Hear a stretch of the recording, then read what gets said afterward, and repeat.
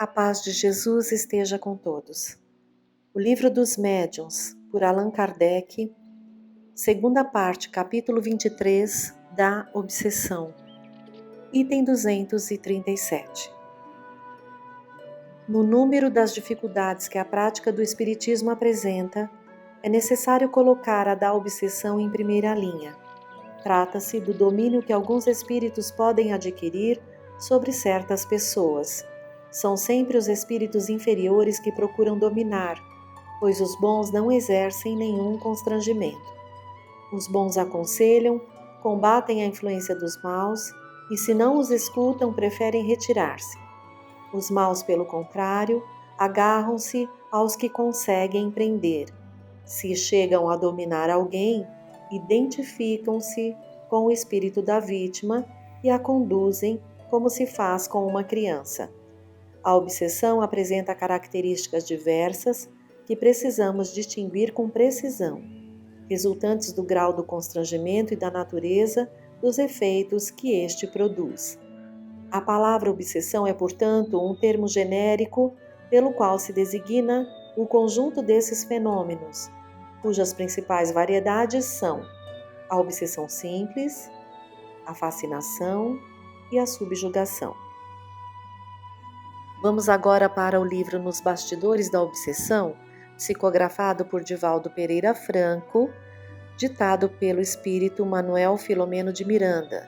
Estávamos lendo, refletindo um pouquinho acerca do item examinando a obsessão e paramos ali no meu livro, na página 27. Vamos estar dando continuidade sobre essas palavras de Manuel Filomeno de Miranda. Quando você escute nos recessos da mente uma ideia torturante que teima por se fixar, interrompendo o curso dos pensamentos, quando constate imperiosa, atuante força psíquica, interferindo nos processos mentais, quando verifique a vontade sendo dominada por outra vontade que parece dominar, quando experimente inquietação crescente na intimidade mental, sem motivos reais, quando sinta o impacto do desalinho espiritual em franco desenvolvimento, acautele-se, porque você se encontra em processo imperioso e utriz de obsessão pertinaz. Transmissão mental de cérebro a cérebro, a obsessão é síndrome alarmante que denuncia a enfermidade grave de erradicação difícil. A princípio, se manifesta como inspiração sutil.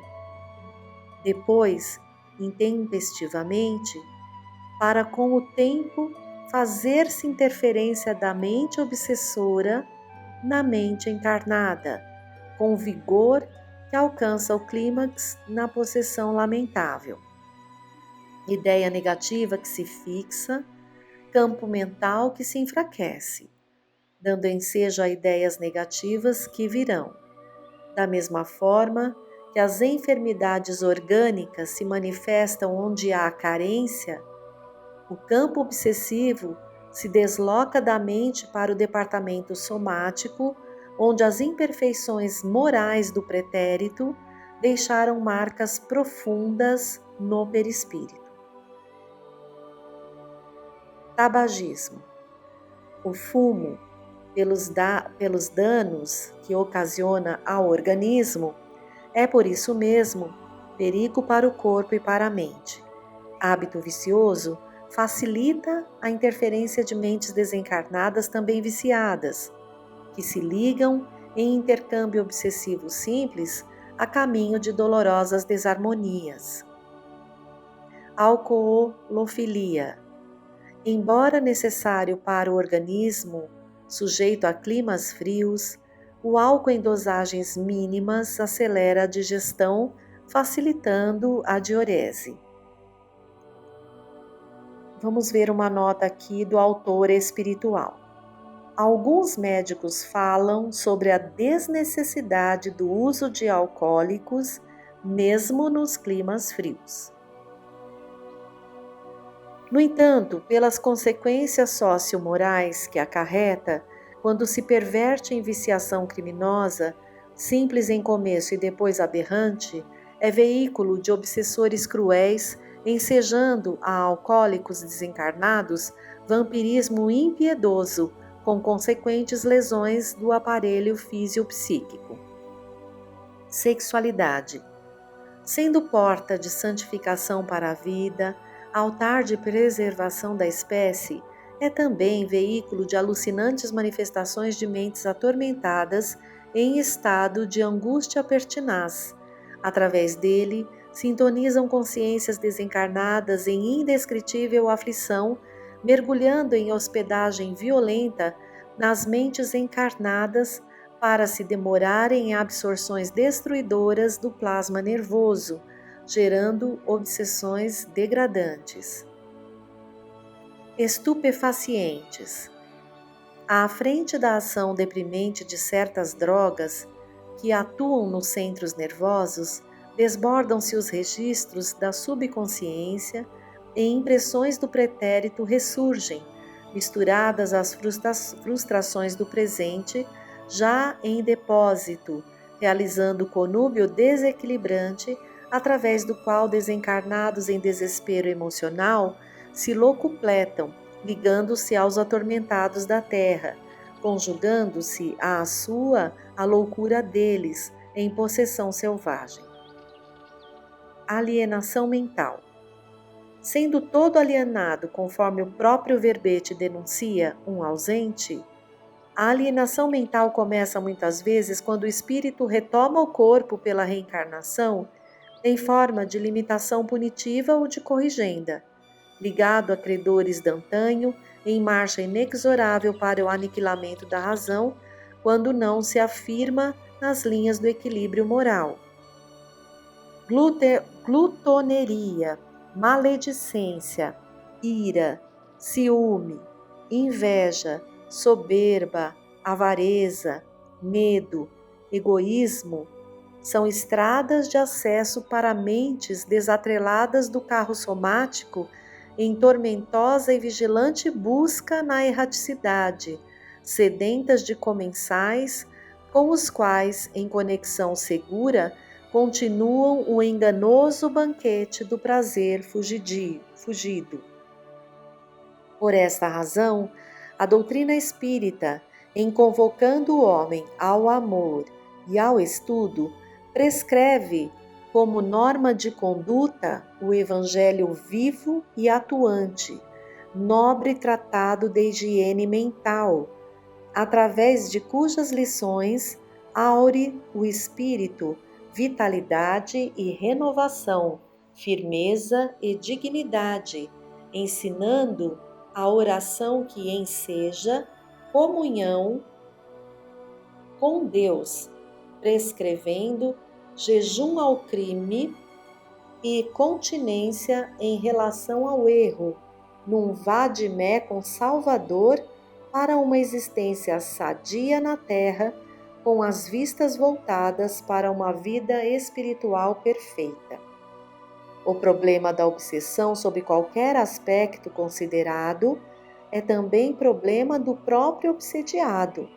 Atormentada por evocações fixadas nas telas sensíveis do pretérito, a mente encarnada se encontra ligada à desencarnada, sofrendo a princípio sutis desequilíbrios que depois se assenhoreiam da organização cerebral, gerando deplorável estágio de vampirização, no qual vítima e verdugo se completam em conjugação dolorosa e prolongada.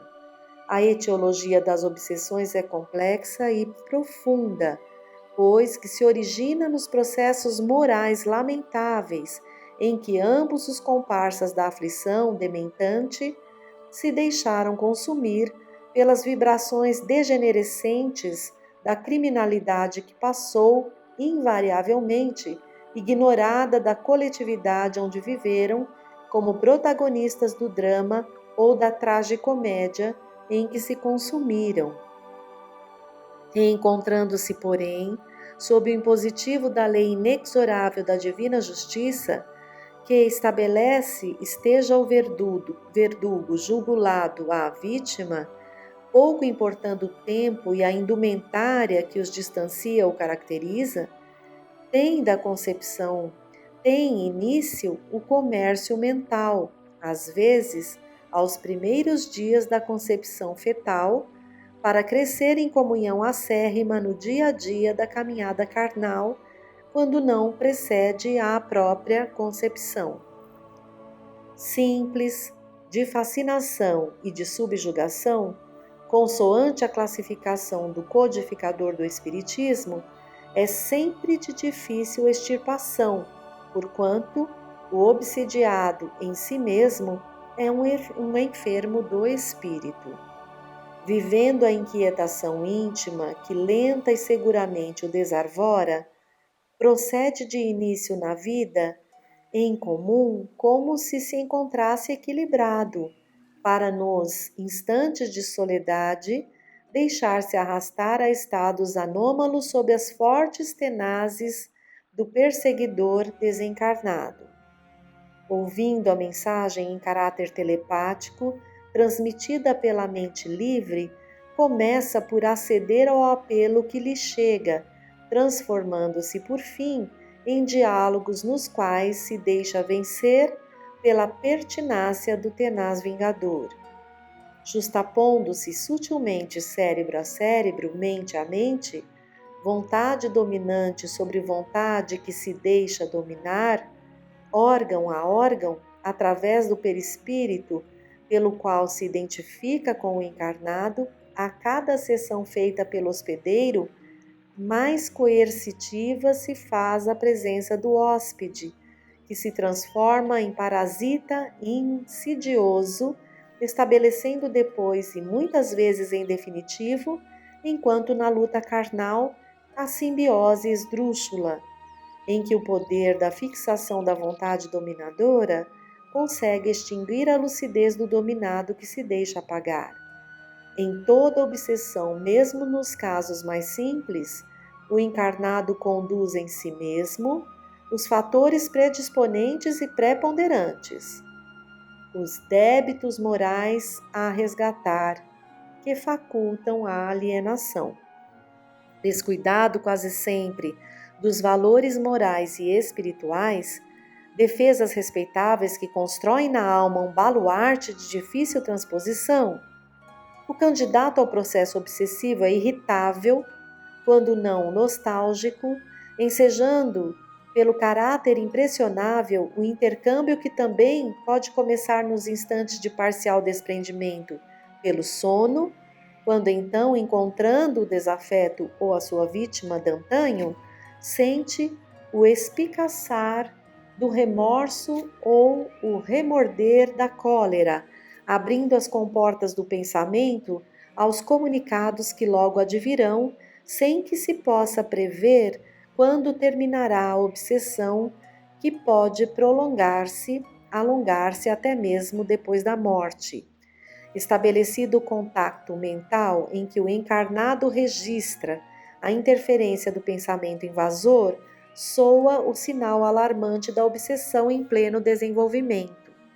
Nesse particular, o Espiritismo, e somente ele, por tratar do estudo da natureza dos espíritos, possui os anticorpos e sucedônios eficazes para operar a libertação do enfermo, libertação que, no entanto, muito depende do próprio paciente, como em todos os processos patológicos atendidos pelas diversas terapêuticas médicas. Sendo o obsediado um calceta, um devedor, é imprescindível que se disponha ao labor operoso pelo resgate perante a consciência universal, agindo de modo positivo para atender às sagradas imposições da harmonia estabelecida pelo excelso legislador. Muito embora os desejos de refazimento moral por parte do paciente espiritual é imperioso que a renovação íntima, com sincero devotamento ao bem, lhe confira os títulos do amor e do trabalho, de forma a atestar a sua real modificação em relação à conduta passada, ensejando ao acompanhante desencarnado igualmente a própria iluminação. Nesse sentido, a interferência do auxílio fraterno por outros corações afervorados à prática da caridade é muito valiosa, favorecendo ao desencarnado a oportunidade de adquirir conhecimentos através da psicofonia atormentada, na qual pode aurir força e alento novo para aprender, meditar, perdoar, esquecer. No entanto, tal empreendimento nos moldes em que se fazem necessários não é fácil. Somente poucos núcleos dentre os que se dedicam a tal mistério da desobsessão se encontram aparelhados tendo-se em vista a tarefa que lhes cabe nos seus quadros complexos. Na desobsessão, a cirurgia espiritual se faz necessária, se não imprescindível muitas vezes, para que os resultados a colimar sejam conseguidos. Além desses trabalhos especiais, requisitam a abnegação e sacrifício dos cooperadores encarnados com natural doação em larga escala de esforço moral valioso para a manipulação das condições mínimas psicoterápicas no recinto do socorro em favor dos desvairados a atender. Nesse particular, a prece igualmente, conforme preconiza Allan Kardec, abre aspas, é o mais poderoso meio de que se dispõe para demover os seus propósitos maléficos o obsessor. Fecha aspas. Por isso, em qualquer operação socorrista a que você seja chamado, observe a disposição moral do seu próprio espírito e ore, alcançando a Jesus, a Ele pedindo, torná-lo alvo dos espíritos puros, por meio dos quais e somente assim você poderá oferecer algo em favor de uns e outros, obsessores e obsediados. Examine desse modo e sonde o mundo íntimo constantemente, para que não se surpreenda de um momento para o outro com a mente em desalinho, atendendo aos apelos dos desencarnados que o seguem desde ontem, perturbados e infelizes, procurando enlouquecidos, abre aspas, com as próprias mãos fazer justiça, fecha aspas, transformados em verdugos da sua serenidade. Opere no bem com esforço e perseverança para que o seu exemplo e a sua luta solvam, sarando a dívida enfermidade que o assinala, libertando-o da áspera prova antes de você caminhar aflito pela senda dolorosa e purificadora.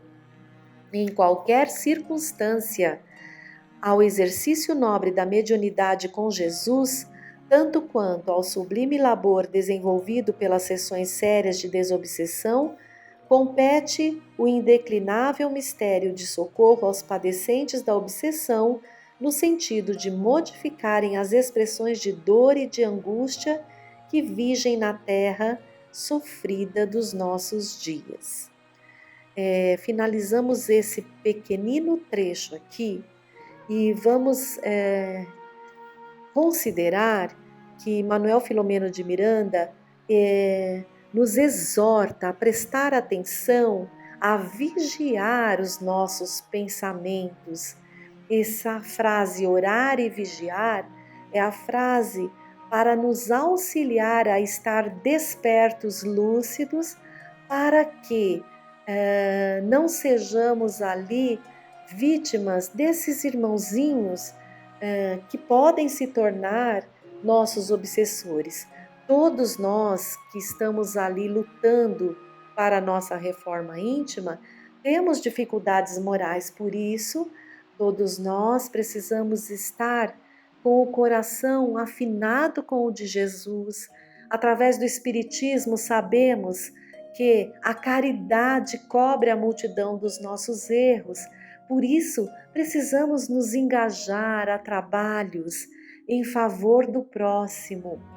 E também a estudos para compreendermos a nós mesmos, nos conhecer e identificar em nós, a cada dia, aqueles impulsos que temos, que são nossos e que ainda trazemos violentos, negativos que podem favorecer essas atrações e essas ligações com esses irmãozinhos que também devem por si serem auxiliados, atendidos e também buscarem a sua reforma íntima.